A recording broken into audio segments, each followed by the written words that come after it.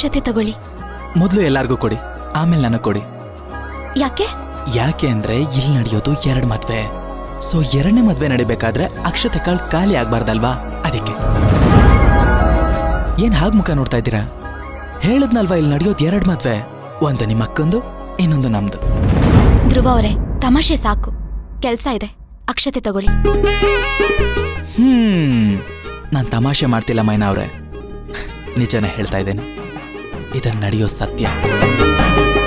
ನಿಮ್ಮ ಅಕ್ಕನ ಮದ್ವೆ ಆಗಿದ ತಕ್ಷಣ ನಮ್ಮಿಬ್ರು ಮದ್ವೆ ಆಗತ್ತೆ. ಈಗ ಆಶೀರ್ವಾದ ಮಾಡ್ತಿರೋ ಇಲ್ವೋ? ನಮ್ಮೂರ್ತಕ್ಕೆ ನಾವೇ ಆಶೀರ್ವಾದ ಮಾಡ್ಕೊಂಡ್ರೆ ಹೇಗೆ? ಎಲ್ರ ಹತ್ರನೂ ಆಶೀರ್ವಾದ ತಗೊಳ್ಳಿ, ಆಮೇಲೆ ನಾನು ತಾಳಿ ಕಟ್ತೀನಿ.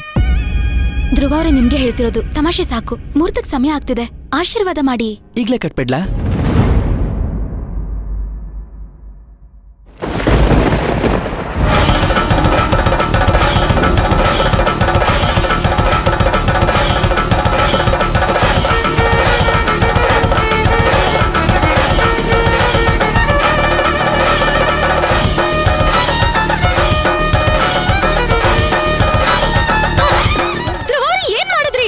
ಏನ್ ಮಾಡ್ದೆ ಅಂದ್ರೆ ಮಾಡ್ಬೇಕಾಗಿರೋದನ್ನೇ ಮಾಡಿದ್ದೀನಿ.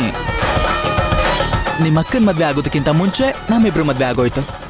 ಎಲ್ರು ಕೇಳಿಸ್ಕೊಳ್ಳಿ, ನಾನು ಮೈನಾ ಅವರು ಒಬ್ರನ್ನೊಬ್ರು ಪ್ರಾಣಕ್ಕಿಂತ ಹೆಚ್ಚಾಗಿ ಪ್ರೀತಿ ಮಾಡ್ತಾ ಇದ್ದೀವಿ. ಸರ್ಸು, ಸಂತೋಷನಾ? ಇವತ್ತಿಂದ ಮೈನಾನೇ ನಮ್ಮನೆ ಸೊಸೆ.